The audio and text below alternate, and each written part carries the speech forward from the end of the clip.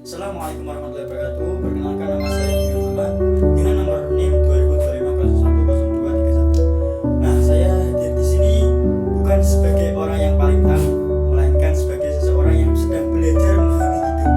Melalui video ini, saya ingin mengajak kita bersama berjalan pelan-pelan, berpikir bersama, dan menemukan kembali pertanyaan-pertanyaan yang sering kita abaikan dalam keseharian.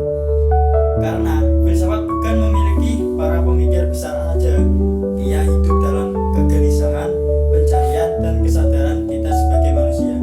Pernahkah kita benar-benar berhenti sejenak, lalu berpikir dan bertanya, siapa diri kita sebenarnya?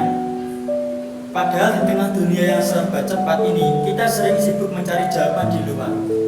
Padahal pertanyaan paling penting justru ada di dalam diri kita sendiri. Dalam filsafat itu menghadirkan bukan untuk memberi jawaban instan, melainkan mengajak kita berpikir lebih dalam, meragukan yang dianggap pasti, dan memahami hidup dengan kesadaran kita sendiri.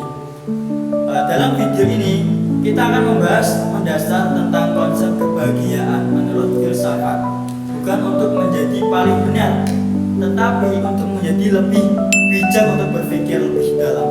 Langsung saja kita akan menjelaskan tentang konsep kebahagiaan atau as-sa'adah dalam filsafat Islam dengan menunjuk dua pemikiran penting, yaitu Al-Farabi melalui karyanya Sinus Sa'adah dan Al-Ghazali melalui karyanya Kimiatus Sa'adah. Kajian ini berupaya memahami bagaimana filsafat Islam memaknai kebahagiaan sebagai tujuan tertinggi kehidupan manusia. Nah, dalam tradisi filsafat Islam, kebahagiaan tidak dipahami sebagai kondisi emosional sesaat atau kepuasan material, melainkan sebagai keadaan kesempurnaan eksistensial manusia. As-sa'adah merupakan tujuan akhir hidup yang bersifat hakiki, permanen, dan berorientasi pada kehidupan akhirat. Al-Farabi juga merupakan salah satu filsuf terbesar dalam sejarah pemikiran Islam yang dikenal sebagai Al-Mu'allim As-Sani. Ia berupaya mensintetiskan filsafat Yunani dengan ajaran Islam. Dalam Sinus Sa'adah, Al-Farabi membahas kebahagiaan sebagai capaian filosofi tertinggi manusia.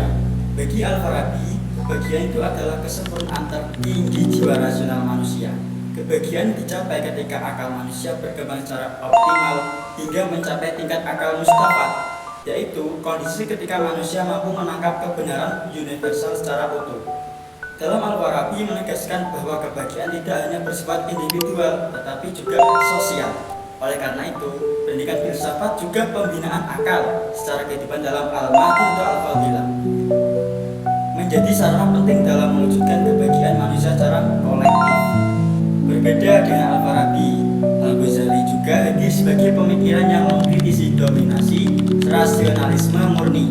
Sebagai ulama dan sufi, Al-Ghazali juga menempatkan dimensi spiritual sebagai pusat kehidupan manusia, sebagai dituangkan dalam karyanya yaitu Kitab Kimiatus Sa'adah. Nah, menurut Al-Ghazali, kebahagiaan itu sejati terletak pada ma'rifatullah. Kebahagiaan tidak cukup dicapai melalui kecerdasan akal semata, tetapi menuntut penyucian jiwa dan keselarasan antara ilmu dan amal sebagai jalan menuju kedekatan dengan Allah Subhanahu wa Ta'ala. Al-Ghazali merumuskan 4 tahap menuju kebahagiaan. Yang pertama itu yaitu mengenal diri, mengenal Allah, mengenal dunia, dan mengenal akhirat. Dalam keempat tahap ini membentuk proses transformasi spiritual yang menuntut manusia menuju kebahagiaan yang hakiki.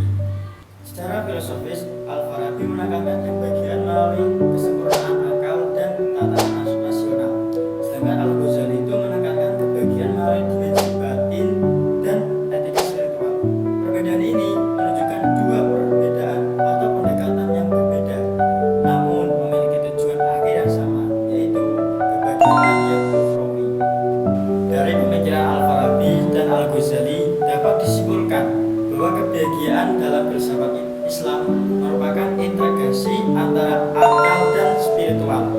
Dalam kebahagiaan sejati hanya dapat dicapai ketika manusia mampu menyempurnakan intelektualnya sekaligus membersihkannya jiwanya dalam rangka mendekatkan diri kepada Allah Subhanahu wa Ta'ala. Cukup sekian presentasi atau tugas kami.